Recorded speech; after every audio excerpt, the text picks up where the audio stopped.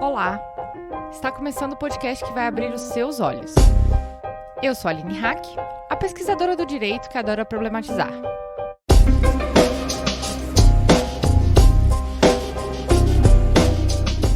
Recados importantes. Se você está ouvindo esse episódio na quinta-feira, saiba que amanhã, dia 2 de outubro, estarei numa mesa no NinjaCast falando sobre mulheres na podosfera. Esse evento marca o Dia Internacional do Podcast, que aconteceu ontem. A gente deixa o link aqui para vocês. E falando em Dia do Podcast, fiquem atentas.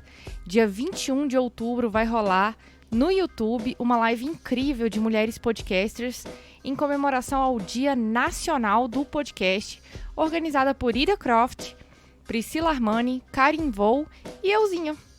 A gente vai avisar nas redes e no canal Mulheres Podcasters, no Twitter e no Instagram, assim que os últimos detalhes forem acertados. A gente deixa o link aqui para vocês irem seguindo e acompanhando. Sigam também as hashtags Mulheres Podcasters, LGBT Podcasters, Podosfera Negra, Podcasters PCDs e Podcasters Periféricos. E conheçam as vozes que precisam ser elevadas nesta mídia tão amada que é o podcast. Por último e não menos importante, a gente não esquece quem dá a mão e põe a mão no bolso por nós. Queridos padrinhos e madrinhas, obrigada por tornar esse projeto possível. E se você ainda não apoia o Olhares e quer nos ajudar, é só entrar lá no padrim.com.br/olhares e escolher uma cota. A partir de R$5, você já ajuda muito a gente e recebe quinzenalmente uma newsletter feminista feita pela nossa colaboradora, a jornalista Nayara Machado. Agora, se você não tem como ajudar a gente financeiramente, você pode ajudar a gente mesmo assim, indicando o nosso conteúdo para aquela pessoa que você sabe que vai gostar do que estamos falando. Você pode indicar a gente também nas redes, estamos em todas como Olhares Podcast, no Twitter, Facebook, Instagram, LinkedIn. Fora isso também, lá no site olharespodcast.com.br você encontra, além dos nossos episódios, um conteúdo maravilhoso e diverso, escrito por uma equipe voluntária incrível. Então vamos para o episódio?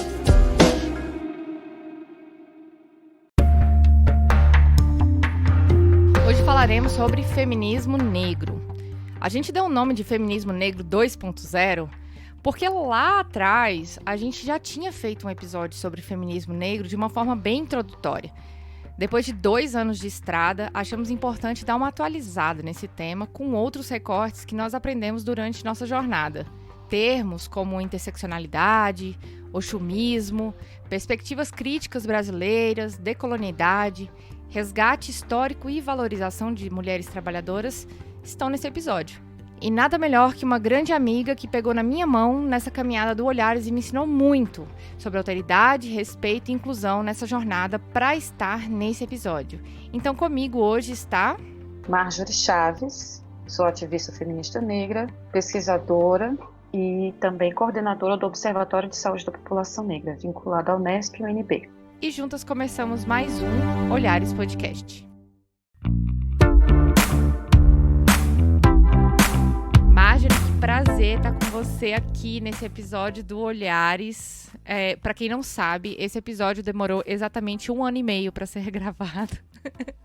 Porque a gente discute tanto essa pauta, a gente já marcou também de gravar outros assuntos e parece que nunca dava certo, né, Marjorie? Pois é, tivemos que esperar uma epidemia acontecer, uma pandemia acontecer para a gente poder conseguir um momento de encaixar esse debate nesse tema. E para quem não sabe, quem ainda não viu lá no título, hoje nós vamos falar sobre feminismo negro. E nada melhor do que a Marjorie para estar discutindo sobre isso, porque foi uma das pessoas que me ensinou muito sobre o feminismo negro. É uma pessoa que tem me ajudado muito nesse processo de militância. Já coloco aqui o meu agradecimento, Marjorie. E nós já falamos sobre feminismo negro no Olhares em 2017.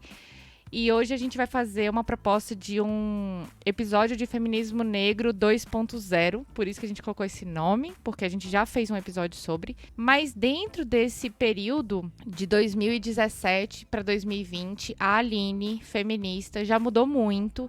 Então, se você ouvir lá esse episódio de 2017, você já vai ver que as perguntas são diferentes, graças a pessoas como a Marjorie, mas também pessoas como a Bruna, mulheres que já participaram do Olhares, Gina e outras, né? Outras tantas mulheres negras que já participaram aqui, que já deram suas visões de mundo, construíram novos olhares junto com a gente.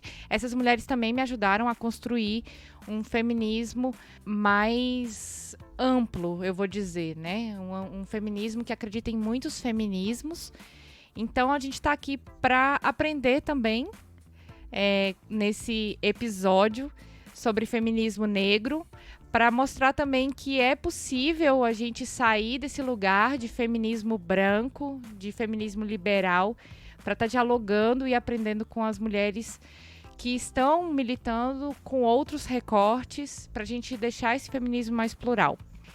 Marjorie, você é historiadora, né? E eu acho que não tem como a gente fugir da forma como a gente constrói os episódios do Olhares hoje e da sua formação, sem contextualizar para as nossas ouvintes qual o contexto histórico que isso tudo se coloca, esse movimento negro, até chegar num feminismo negro, né? Como é que a gente fala dessa construção de um pensamento a partir das lutas e a partir também de locais que nós somos colocados, até entrar nessa caixinha do feminismo. Você pode contextualizar um pouco pra gente? Claro, primeiro também quero agradecer o convite, é um prazer estar aqui dialogando contigo, né? A gente já tem aí uma relação de outros tempos e o Olhares também é uma referência de podcast feminista, traz discussões incríveis e bastante relevantes para o contexto atual,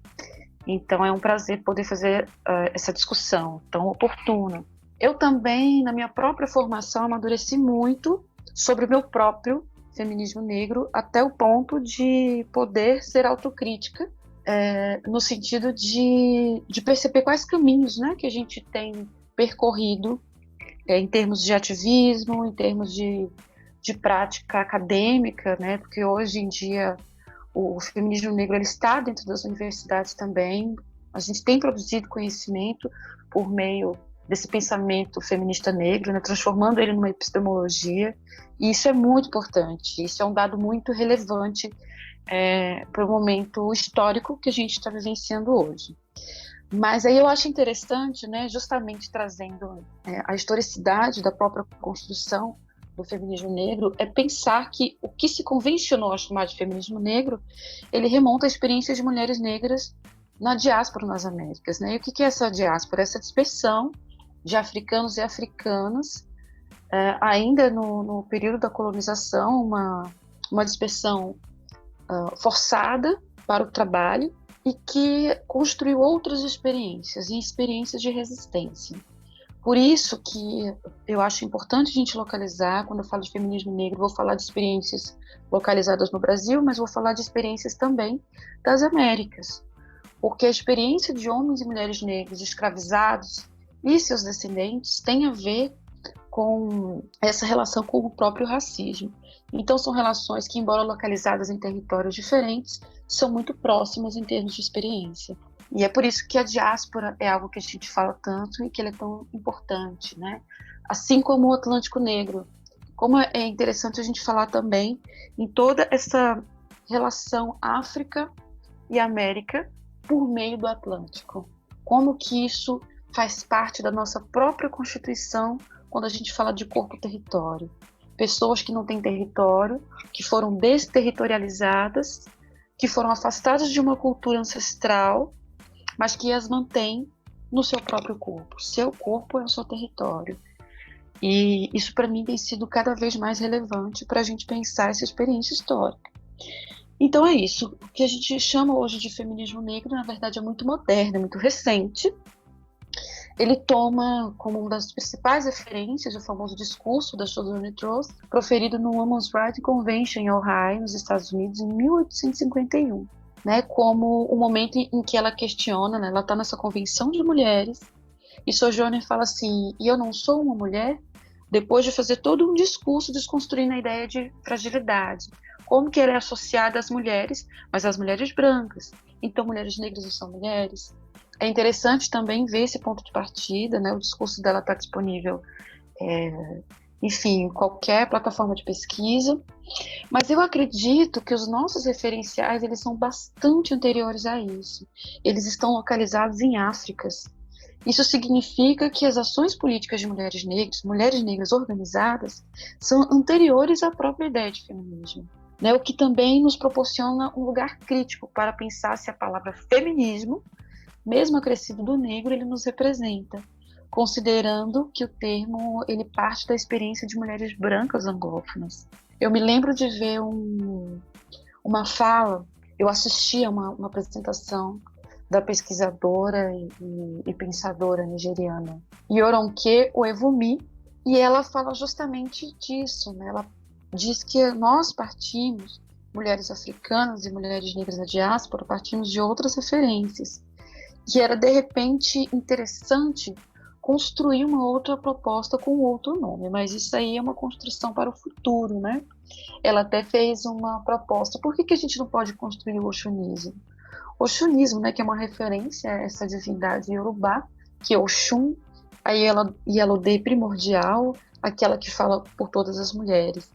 Então eu achei isso muito, ao mesmo tempo poético, e que faz muito sentido para a gente pensar qual o futuro desse pensamento feminista negro, se a gente vai continuar chamando ele de feminismo negro.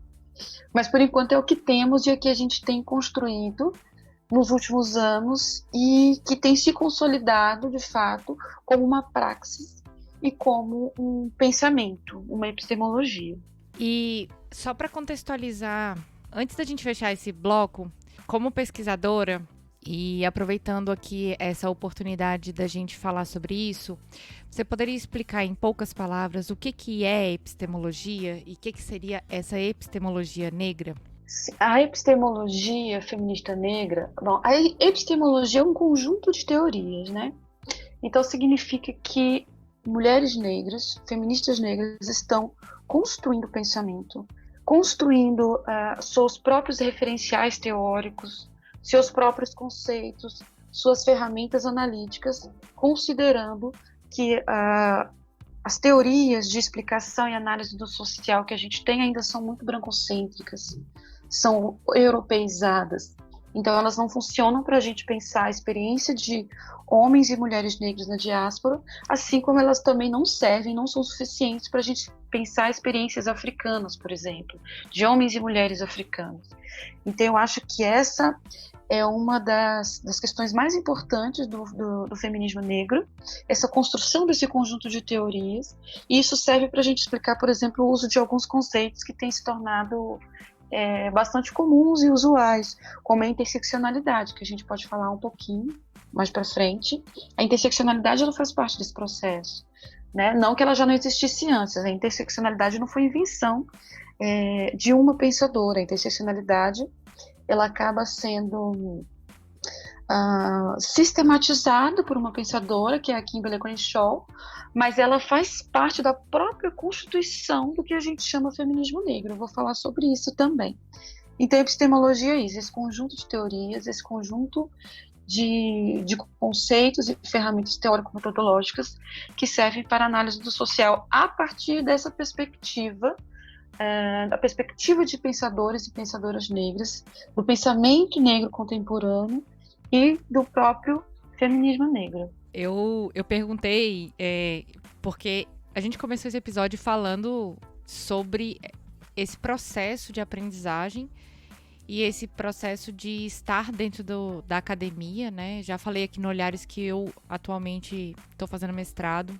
E eu me lembro de ler muitas vezes a palavra epistemologia e nunca entender o que era. Por isso que eu perguntei para você, porque às vezes, quando a gente tem a oportunidade de estar conversando com mulheres que são também pesquisadoras, que têm também um protagonismo acadêmico, essa palavra acaba surgindo e muita gente não sabe o que é, assim como eu não sabia até estar dentro de um contexto acadêmico, né? Então, eu acho que é importante a gente contextualizar, eu acho importante a gente colocar a importância desse pensamento, a importância do pensamento crítico e a importância de um movimento estar dentro das academias. E a gente finaliza, assim, o primeiro bloco.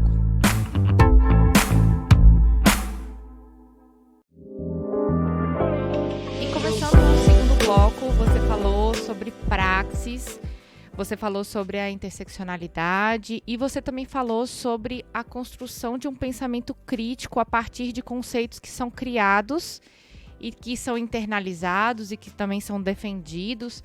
Eu queria que você comentasse, Marjorie, nesse segundo momento, o que é a praxis, como ela se aplica dentro desse pensamento do feminismo negro e as críticas que você possui sobre o conceito da interseccionalidade, que é um conceito que está sempre muito presente dentro dos diálogos a respeito de outros feminismos que a gente quer praticar, defender, estudar.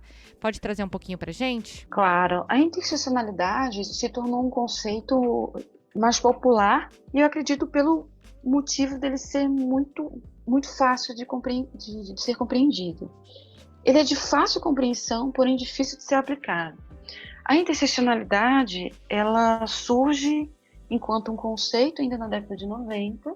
Ela aparece em documentos importantes de direitos humanos, principalmente na Conferência de Durban, que para quem trabalha questões raciais entende a importância desse momento. A Conferência de Durban, ela acontece no início dos anos 2000, em 2001, se eu não me engano, e foi um marco político brasileiro em relação à própria constituição das políticas de ações afirmativas no Brasil. Isso porque vão várias delegações brasileiras, tanto de movimentos negros como de movimentos de mulheres negras, para Durban, na África do Sul, e fazem toda uma discussão com relação ao racismo, como o racismo ele tem sido nocivo no mundo e principalmente no Brasil. Esse é o momento em que o Brasil se compromete, enquanto Estado, a construir políticas específicas para a população negra, no sentido de diminuir essa desigualdade socio-racial existente. Então, nesse período, né, esse conceito que ele começa a ser sistematizado na década de 90 pela jurista Kimberlé Crenshaw, ele passa também a ser trabalhado por outras feministas negras, como Patricia Hill Collins, e ele acaba chegando, então, depois desse período. A primeira vez que eu ouvi falar de interseccionalidade já foi nos anos 2000, né, no início dos anos 2000, quando eu ainda estava também iniciando na minha vida acadêmica, no mestrado. Então, ele se tornou popular por conta da sua fácil compreensão. O que é a interseccionalidade? Ela é essa confluência, essa relação entre diferentes marcadores sociais. Ou seja, eu não sou só uma mulher, eu sou uma mulher negra brasileira, né, que está nesse território que a gente também convencionou a chamar de América Latina, com uma vivência em termos de identidade de gênero, de orientação sexual específica. Então, isso faz com que a gente seja esse sujeito complexo, né? E a interseccionalidade ajuda a gente a compreender essa relação e, principalmente, a gente entender como que as opressões ela vai atingir as mulheres negras de diferentes formas, a partir das suas diferentes experiências. Então, foi um conceito muito importante, que marca, inclusive, o desenvolvimento e a constituição desse pensamento feminista negro. E aí o que acontece? Nos últimos anos, a interseccionalidade vem sendo muito utilizado, e isso faz também com que ele seja banalizado, e banalizado principalmente no sentido de não ser resgatado suas origens. O termo interseccionalidade é um termo pensado por mulheres negras para pensar a experiência de mulheres negras. Então é um conceito extremamente racializado. E aí o que eu observei é que o uso acadêmico de interseccionalidade acabou por não considerar isso e afastando-se de um debate racial que é muito complicado. Outra questão também que eu acho importante da gente dizer é que a interseccionalidade, assim como qualquer outro conceito, ele não é completo, ele precisa ser pensado, inclusive, de uma forma crítica. Angela Davis traz uma crítica ao conceito de interseccionalidade que eu acho muito importante. Ele vai dizer que ele está sendo utilizado, por exemplo, inclusive pela própria Kimberlé Crenshaw, né, que é uma jurista, e ela usa a interseccionalidade também como uma categoria para instrumentalizar nossa própria perspectiva de justiça, e isso tem feito com que a gente tratasse a interseccionalidade também como, inclusive, no momento de tratar da violência de gênero e da violência contra as mulheres, ele tem sido bastante utilizado, eu mesmo utilizo bastante, mas eu tento trazer uma perspectiva crítica para a gente poder confluir todos os aparatos e as políticas públicas, né, de combate a essa violência contra as mulheres, ao mesmo tempo não alimentar uma perspectiva racial do sistema de justiça, como ele já é colocado aqui no Brasil e seguramente em outros países das Américas, da diáspora, justamente na questão do encarceramento em massa de população negra que a gente tem. Então, a gente tem aí uma questão muito difícil ao trabalhar com a interseccionalidade, que ao mesmo tempo que a gente precisa proteger as mulheres, e principalmente mulheres negras, que ainda são a maioria em termos de violência doméstica e de homicídio e feminicídio no Brasil, ao passo que a gente tem um encarceramento que é racializado e que tem colocado homens negros e mulheres negras dentro desse sistema. Então, não é simples lidar com essa crítica. Eu entendo, a partir da perspectiva de Angela Davis, que é uma abolicionista penal, ela trabalha com uma perspectiva de crítica a esse sistema. Então, é importante que a gente possa lançar mão dessa crítica também. É um trabalho, um exercício que eu tenho feito, não é simples, né? Quando a gente vê o número de violências que atinge mulheres e meninas no país, é algo muito grave, e ao mesmo tempo entender que esse sistema de justiça ele é extremamente racista e nocivo para a população negra. Então, nesse sentido, a gente precisa lançar mão de uma crítica à interseccionalidade, sim. Mas, ao passo de que a gente pode continuar e deve continuar utilizando a interseccionalidade para compreender esse e outros processos, porém, sempre remetendo à sua construção. Pensar que a interseccionalidade ela é algo inerente dos feminismos negros, eles nascem a partir de uma perspectiva interseccional muito antes do nome, muito antes do conceito ser sistematizado. Por isso mesmo, eu nunca digo que sou uma feminista negra e interseccional. A interseccionalidade, para mim, ela já faz parte do que é o feminismo negro. Então, eu só digo que sou uma feminista negra. Acredito também que quando a gente fala em um feminismo interseccional, e aí eu acho que é importante a gente também lançar mão de uma crítica, eu vi uma apresentação há um tempo atrás, de alunas, inclusive, foi um momento de debate em sala de aula, que elas trouxeram o feminismo interseccional, trazendo a figura de Angela Davis e de Kimberlé Crenshaw como as referências desse feminismo. E aí eu tive que corrigir, dizer não. Quando a gente está falando principalmente de Angela Davis e de Kimberlé Crenshaw, a gente está falando de feministas negras, a priori. Então, é interessante que a gente tenha essa perspectiva também. É uma perspectiva minha, pode ser diferente de outras mulheres negras, mas, para mim, o feminismo negro ele já parte de uma condição interseccional. E onde fica a praxis nisso tudo? Então, eu tenho pensado muito, Aline, que a praxis ela é a nossa parte mais sensível, porque construir pensamento, a gente está num momento bem interessante, porque muitas de nós estamos tendo acesso a algumas obras de mulheres negras da diáspora, que foram pensadas na década de 80, na década de 90, no início dos anos 2000, e só agora a gente está tendo acesso por meio da tradução. Esse é um importante movimento, porque é um encontro de pensamento de mulheres negras muito relevante para nosso fortalecimento acadêmico e prático, mas ao mesmo tempo ele revela outras problemáticas. Primeiro, essa linguagem acadêmica, se ela não chegar nas periferias, ela não tem serventia nenhuma. E a gente está falando de uma ação política de mulheres negras que nem sempre se nomeou como feminismo ou feminismo negro, mas que sempre existiu. Mulheres negras organizadas, principalmente nas periferias, né, favelas, comunidades, ele é a base desse feminismo negro. Então, a minha preocupação hoje com a praxis é poder falar junto com mulheres da classe trabalhadora, mulheres que estão perdendo muito, inclusive nesse contexto de pandemia, as que estão no trabalho doméstico, as que estão em serviços de limpeza, o quanto que essas mulheres têm perdido em relação aos seus direitos trabalhistas, em relação à questão salarial, a perda salarial é monstruosa para as trabalhadoras domésticas nesse momento. Então, pouco me serve produzir um pensamento negro sofisticado que não vai chegar às mulheres que mais interessam.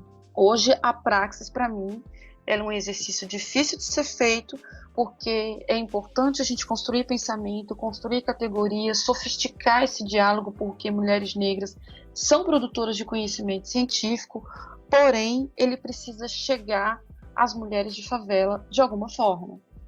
Através de um diálogo, de uma aproximação, através da visibilidade do seu protagonismo, né? Eu tenho visto o quanto mulheres negras são personagens importantíssimos nesse contexto de pandemia, auxiliando outras mulheres com relação ao auxílio emergencial, contribuindo também para a proteção de outras mulheres, ajudando, apoiando, protegendo mulheres que estão em situação de risco de violência doméstica, como mulheres negras organizadas nas suas comunidades, repassam informações com relação à prevenção, à disseminação do Covid-19.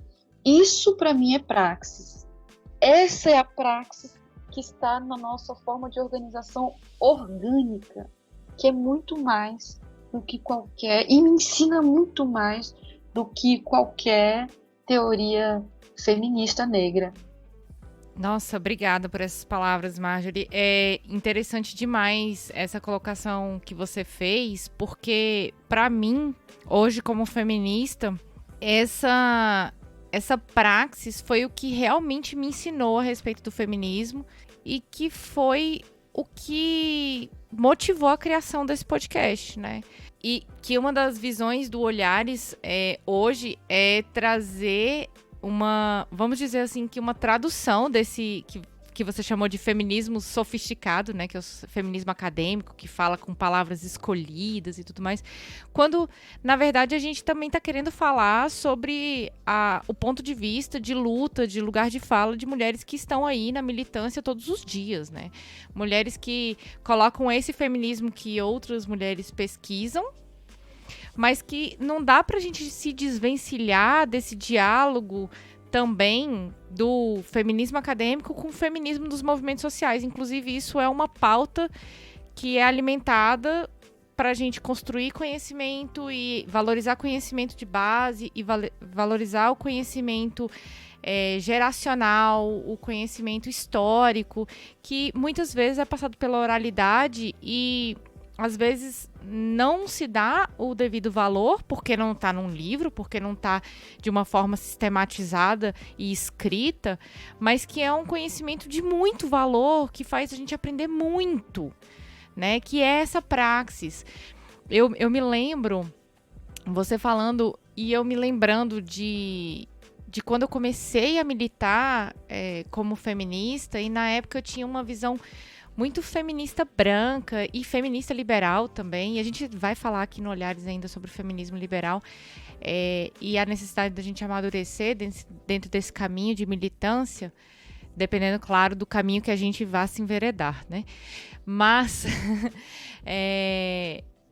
que eu me lembro que eu, na condição de advogada, ia dar palestras para mulheres em situação de violência, e que não foram poucas as vezes que eu ouvi a crítica da seguinte maneira: essa forma como você está me explicando não é como acontece. Essa forma bonita que você traz aí, que está na lei, que pode estar numa política pública ou pode estar num artigo acadêmico, não é como acontece aqui. como acontece aqui, é de outro jeito e eu vou te ensinar. Então, a importância da gente trazer esse ponto de vista dessas mulheres que estão aí nessa praxis, né? Nesse contexto acadêmico, mas também nesse contexto da prática, de quem está auxiliando, de quem está ouvindo essas mulheres, de quem está ali participando ativamente dos movimentos políticos, dos movimentos sociais, né?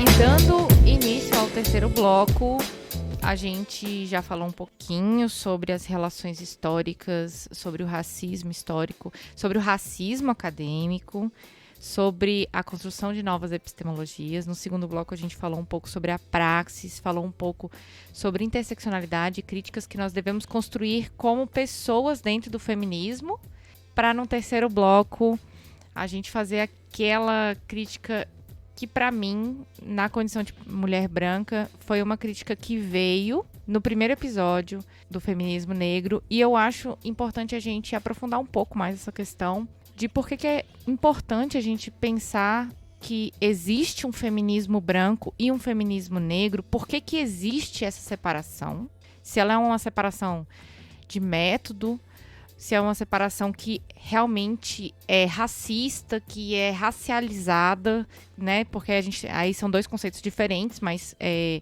a importância da gente trazer isso, porque eu me lembro de um comentário, não sei se foi a Estela que fez no episódio de Feminismo Negro, que falou: esse feminismo que você chama de feminismo não me contempla. Então eu queria que a gente conversasse um pouco sobre essas nuances que silenciam ou que são espaços de luta, mas quem vai explicar melhor isso, com certeza, vai ser você, Marjorie. Então, traz pra gente esse deslocar para contextualizar aí. Aline, uma das questões que tem permeado a minha própria forma de pensar e meus estudos mais recentes é partir do pressuposto que os nossos referenciais são outros. Significa que a primeira coisa que nos diferencia em termos de na relação com esse feminismo hegemônico, né, que a gente chama de feminismo branco, são os pontos de partida. Então eu vou começar a falar desse ponto de partida para a gente ver como que se estabelecem essa diferenciação e por que ela precisa ser dita. Nas Américas, africanas e africanos se depararam com uma sociedade organizada pelo patriarcado e pelo racismo.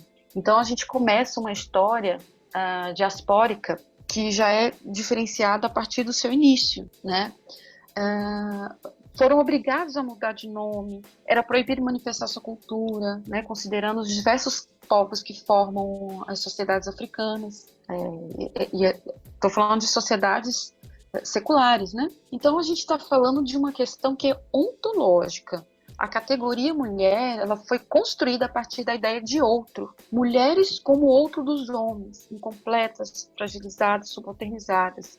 Esse é o sujeito que o feminismo hegemônico sempre buscou desconstruir.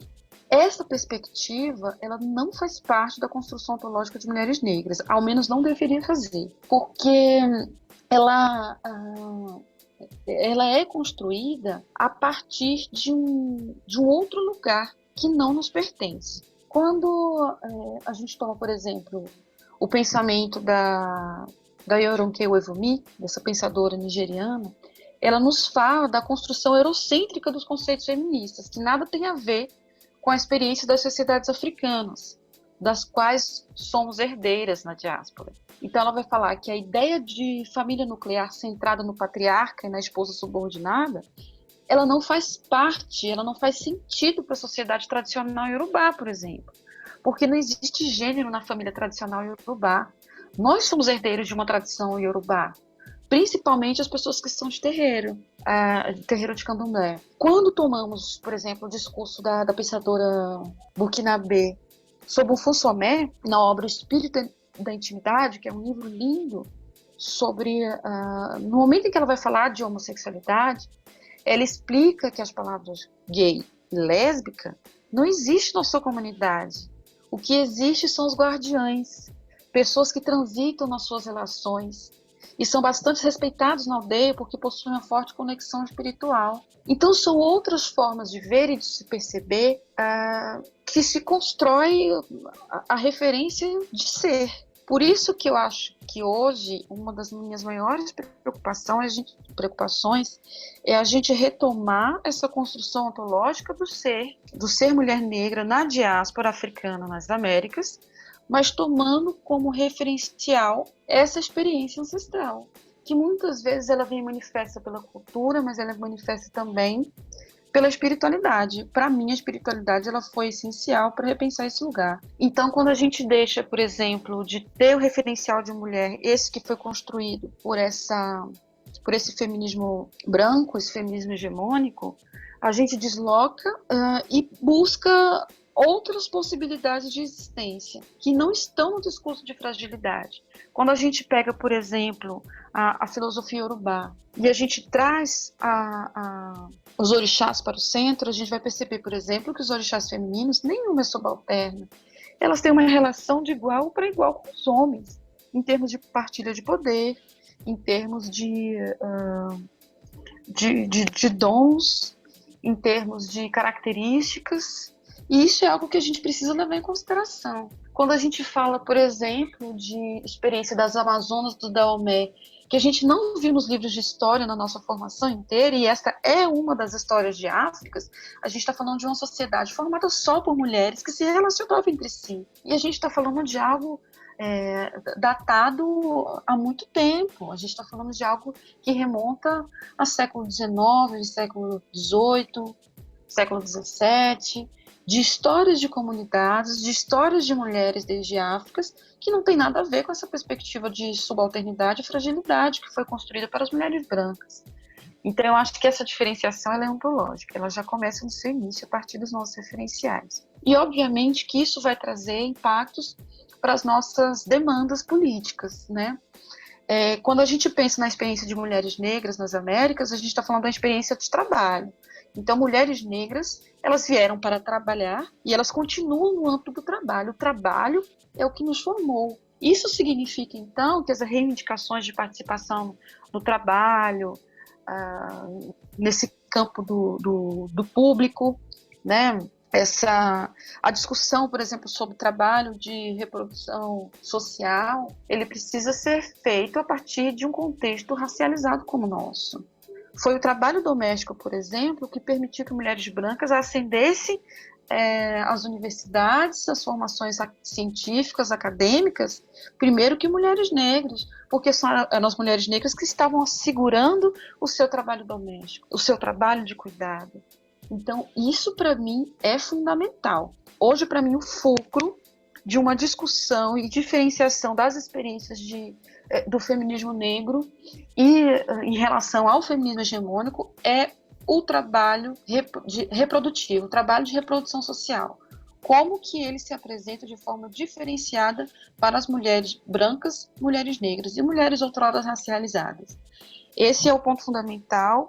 Insisto muito, hoje eu sou uma entusiasta do fim do trabalho doméstico remunerado. Eu sei que ele é um trabalho que hoje é ocupado pela maioria das mulheres negras. Muitas vezes ele é a entrada de mulheres negras neste mercado do trabalho, é o trabalho doméstico, mas eu acho que a gente precisa ter condições de oferecer outras alternativas para as mulheres negras ingressarem no mercado de trabalho que não seja o trabalho doméstico. Então, eu acho que essa relação do trabalho doméstico ela é muito colonial, ela tem muito a ver com como a gente estabeleceu nossas relações sociais antes do Brasil ser uma república, e, para mim, esse é o ponto-chave hoje da discussão sobre mulheres negras no Brasil e na diáspora como um todo. Marjorie, e pra gente fechar esse bloco e também esse episódio, a gente falou um pouco de feminismo acadêmico aqui e também falou um pouco sobre essa militância do feminismo de movimentos sociais, mas eu queria um palpite seu, né? Você falou sobre a importância da gente falar sobre o local da mulher no trabalho, especialmente no trabalho doméstico. A gente até gravou um episódio com a Luísa, lá da Fenatrade. Vou até linkar esse episódio aqui, porque ele é muito importante. Ela traz um pouco mais sobre a questão do trabalho doméstico e a questão do trabalho doméstico ser racializado. Ela na condição de representante do Sindicato das Trabalhadoras Domésticas hoje, né? Ela como mulher negra. E agora eu queria um palpite seu, né? Como é que a gente constrói essa mudança? Como é que as mulheres negras estão construindo essa mudança?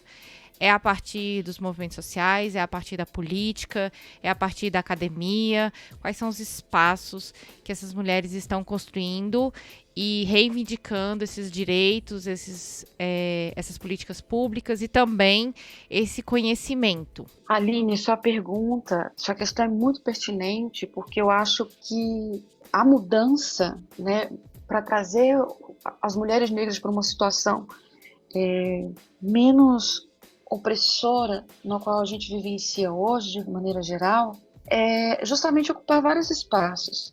Mulheres negras já faziam isso, né, desde de muito tempo nas suas comunidades, já faziam isso há muito tempo a partir dos terreiros, né, das religiões de matriz africana. Quando a gente pega alguns referenciais, né, por exemplo, a Irmandade da Boa Morte, na Bahia, em Cachoeira, né, no recôncavo da Bahia. É uma organização de mulheres que remonta ao século XIX, e elas já se uniam nessa organização para se auxiliarem, inclusive pagarem alforrias dos seus. Significa que as mulheres negras, elas têm uma preocupação que é com a comunidade. E eu acho que esse também é um grande diferencial do feminismo hegemônico, porque a gente não está tratando os homens negros necessariamente como um inimigo. Eu acho que é preciso que movimentos negros discutam a construção das masculinidades violentas com os homens negros. Mas a gente parte do pressuposto que o racismo é uma experiência comum e que a situação, por exemplo, de encarceramento e de morte por homicídio de jovens e de homens negros neste país, ele também faz parte das nossas pautas, das nossas demandas. Porque é meu filho, é meu irmão, é meu pai, é meu avô. Então a gente está falando de gerações de mulheres que em algum momento vão sentir a ausência deste homem negro no seu contexto. E isso é muito dolorido. Então eu acho que ocupar diversos espaços a partir das nossas experiências tem sido muito importante. Tem sido muito importante o ingresso de jovens negras nas universidades a partir das políticas públicas de ação afirmativa. Tem sido fundamental, porque a partir do momento que a gente entra na universidade, com as nossas experiências, a gente pode falar por nós mesmas, assim como a gente pode lançar mão de outras teorias críticas, né? Como é o pensamento negro contemporâneo, como é a epistemologia feminista negra, para justamente mudar nosso ponto de vista, justamente para a gente tratar os nossos conteúdos, as nossas pesquisas, a nossa produção de conhecimento a partir de uma perspectiva contracolonial. Então, tudo isso faz parte dessa mudança, dessa trajetória. Mulheres, trabalhadoras domésticas organizadas, elas fazem uma diferença muito grande nessa discussão sobre o trabalho reprodutivo no Brasil. Então, eu acho que são várias frentes que faz justamente com que mulheres negras também não se constituam em um bloco. Nós também temos a nossa própria diversidade dentro desse grupo, que são as mulheres negras, e isso é muito importante da gente colocar. Isso não fragmenta em nenhum momento os movimentos de mulheres negras ou os próprios movimentos de mulheres. Eu acho que o que traz é justamente um enriquecimento a partir dos pontos de partida, a partir das diferentes experiências. Então, as críticas que o feminismo negro traz para o feminismo hegemônico, ele só acrescenta para a experiência das mulheres. Até porque quando a gente fala de Brasil, e a gente fala de população de mulheres, nós somos maioria, então a gente não está falando de um adendo, a gente não está falando de algo adicional que a gente pode deixar para depois, a gente está falando de algo fundamental. O racismo, ele é fundante das nossas relações sociais, então ele não pode estar descolado de uma prática feminista. Eu acho que a gente finaliza bem aqui a nossa discussão, deixando uma série de provocações, uma série de detalhes que ainda podem ser desenvolvidos em futuros episódios do Olhares. Então também já fica o convite aqui, Marjorie, para você participar mais para frente, para a gente discutir outros pontos que são pontos fundantes, são pontos determinantes e são pontos, né, que vão trazer esses novos olhares que nós gostaríamos de construir. E vamos para o nosso bloco de indicações, o Caleidoscópio.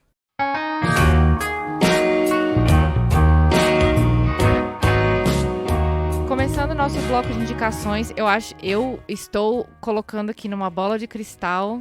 As pessoas não sabem, mas eu estou colocando a minha bola de cristal aqui e eu acho que vai sair muita indicação boa desse episódio. Então, Marjorie, o que você tem para indicar aí pra gente? Olha, Aline, eu teria várias indicações, mas eu vou partir das que eu achei fundamental para a discussão que a gente fez hoje e já deixar um gostinho aí para a gente fazer outras discussões, né, no futuro, em outra oportunidade.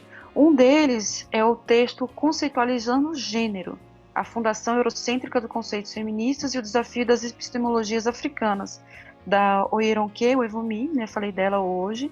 Esse texto, ele está num livro organizado pelo professor Joás e Bernardino Costa, junto com o Maldonado Torres e o Ramon Grossfogel, chamado Decolonialidade e Pensamento Afrodiaspórico, da Editora Autêntica. O livro inteiro está excelente, mas esse texto da Oyeronke eu acho ele fundamental para a gente pensar esses pontos de partida. E aí indico assim, 3 autoras que são muito importantes para a gente pensar feminismo negro, que é a Patrícia Hill Collins, né, numa recente publicação traduzida para o português de Pensamento Feminista Negro.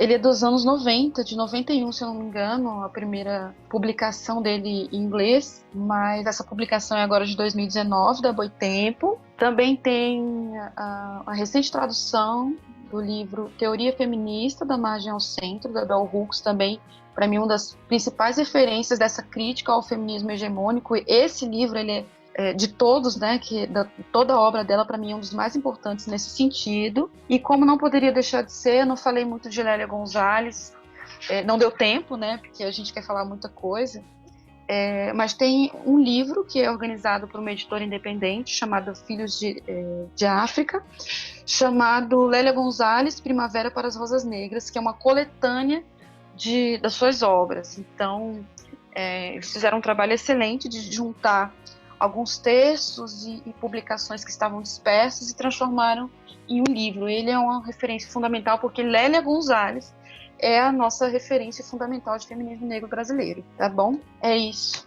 Eu acho que depois de você reverenciar a Lélia Gonzalez, eu acho que também fica, né, a provocação pra gente fazer um episódio só sobre feminismo negro brasileiro, que a gente fala muito pouco das feministas negras, né?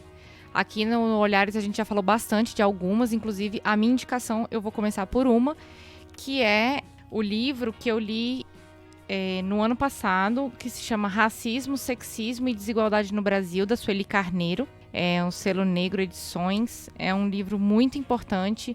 Assim como o Primavera para Rosas Negras da Lélia, esse aqui também é uma coletânea de artigos que a Sueli Carneiro escreveu. Eu acho super importante para a gente conhecer essa perspectiva da mulher negra no Brasil e da pensadora e da militante negra. Tem um termo que ela usa nesse livro que, para mim, virou um termo assim, que faz muito parte assim, do que a gente precisa colocar como novos olhares, que ela fala sobre o muro do silêncio. Então é um termo que mudou muito a minha forma de pensar sobre a militância das mulheres negras. Outro livro de uma mulher negra que eu acho que ela está no top 10 aqui das referências no Olhares, é um livro da Chimamanda. Só que dessa vez eu vou indicar o livro O Perigo de uma História Única, da Companhia das Letras. É um livrinho bem pequeno também, é um livro de uma palestra que ela deu sobre como a história cria estereótipos e como a gente precisa trazer novos olhares e novas perspectivas para saber as verdadeiras versões das histórias que nós queremos divulgar e construir. Também, aproveitando que você indicou Não Sou Eu a Mulher, da Sujner True, que a gente vai deixar o link aqui, eu vou aproveitar também para indicar um texto que também se chama Não Sou Eu a Mulher, da Laverne Cox, que é uma mulher negra e trans. Para quem não sabe quem é, ela tá na série Orange is the New Black, que mostra, né, esse processo dela também. É interessante que gravaram na primeira temporada ela e o irmão gêmeo dela, né? Então, fala sobre isso, sobre o processo de transgenerização. E a gente também precisa conversar sobre mulheres trans negras, né? A gente não chegou a se debruçar nesse tema, também já fica uma abertura aí para conversar sobre essas questões específicas, né, dessa interseccionalidade das mulheres trans negras, né? Lembrando que a gente falou também do episódio de trabalho doméstico, vou deixar linkado aqui. E é isso. Marjorie, obrigada. Eu queria agradecer também aos ouvintes que estão escutando esse episódio até aqui. Muito obrigada. A gente está em todas as redes como Olhares Podcast. Uma dica preciosa que tem tudo a ver com esse episódio. Além de seguir a hashtag Mulheres Podcasters, que eu tô sempre falando aqui, sigam também a hashtag Podosfera Negra e Podcasters Negros, que vocês vão encontrar pessoas que estão debatendo esses temas com muito mais profundidade, com uma visão de mundo diferente da que a gente está construindo aqui, com outras visões, com outros lugares do Brasil. Então sigam lá. Marjorie, obrigada pela sua participação, foi um prazer. Eu acho que eu ficaria aqui a manhã inteira conversando com você, porque é sempre bom aprender com você. Você explica de uma forma muito didática e muito sensível. Eu gosto muito do jeito que você ensina, acho que também tem essa sua veia de professora. Obrigada por compartilhar com a gente e por me ensinar tanto e agora ensinar as pessoas que estão ouvindo ao Olhares. Aline, eu que agradeço aos ouvintes também, porque obviamente que eu não tenho propriedade para falar sobre todo o feminismo negro, né, ou sobre todas as mulheres negras, mas eu acho que eu faço a minha parte enquanto ativista, né, enquanto alguém que tem compromisso político com essa pauta. Na verdade, ela me atravessa, faz parte da minha própria experiência, minha forma de ser e existir. Então, agradeço demais. Eu acho que é uma oportunidade da gente iniciar um diálogo, né? Eu acho que ficou várias lacunas aí para a gente discutir ainda. E é isso. Me sinto muito feliz em poder compartilhar um pouco dessa trajetória, desse histórico de construção do pensamento feminista negro, que é o que me movimenta e me mobiliza. Muito obrigada e um axé. Axé. Olhares Podcast, só de ouvir dá pra ver que é diferente.